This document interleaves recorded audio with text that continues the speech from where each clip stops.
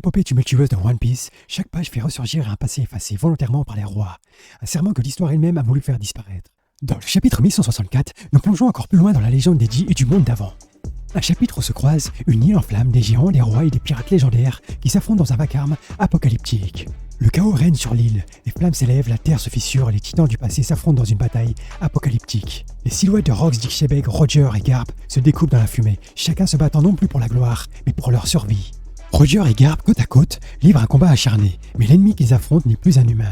Son corps brûle, se tord et renaît sans cesse. D'après Roger, aucune attaque ne semble fonctionner. Garp lui serre les dents et hurle. Ce n'est pas un monstre qui me fera plier. Tant qu'il y aura des humains, on se relèvera. Je rêve où Garp pour remonter le moral de Roger. Ah là là. Au centre de ce carnage, une voix profonde, presque divine, fait trembler la terre. Le nom de Davy Jones fut prononcé. Les soldats s'effondrent terrifiés. Ce nom, Davy Jones, traverse les siècles, symbole d'un pouvoir que même le gouvernement mondial voulait effacer. Le chapitre bascule. On apprend que Davy Jones n'est pas une simple légende de marin, mais l'ancien roi d'un ancien royaume du passé, un homme dont le sang, le fameux Ji, aurait défié les dieux eux-mêmes.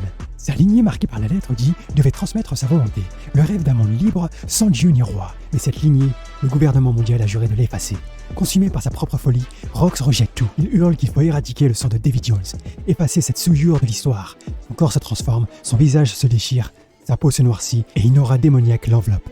Mais soudain, Barbe Blanche, Kaido, Big Mom interviennent pour stopper sa folie. Même Barbe Blanche, pourtant habituée au monstre, fut choquée. Il tente de le réveiller en l'appelant, mais hélas, c'est trop tard. Rox n'écoute plus. Il frappe le sol d'un coup de poing colossal, et la mer se fend littéralement en deux. Certains pensent que c'est à ce moment précis que Red Line se serait formé. C'est une dinguerie, c'est vraiment une dinguerie. Alors que le champ de bataille s'effondre, une femme s'avance au milieu des flammes. Elle supplie Rox d'arrêter. Autour d'elle, des survivants crient. On ne laissera pas le sang de Davy s'éteindre. Elle regarde le ciel et murmure. La volonté de Davy sera transmise, quoi qu'il en coûte. Rox continue de tout détruire. Aveuglé par sa rage, les flammes engloutissent l'île. Roger ordonne d'évacuer. Mais Rox, à moitié consumé, chancelle et murmure d'une voix brisée. Tuez-moi, je ne veux plus être ce monstre. Garp et Roger s'approchent. Roger baisse son épée et dit doucement. Qu'est-ce que tu es devenu, Rox ? Le silence retombe, et au loin une silhouette sombre observe, un œil unique brillant dans la fumée. L'œil du gouvernement, celui qui veille à ce que cette vérité ne soit jamais révélée.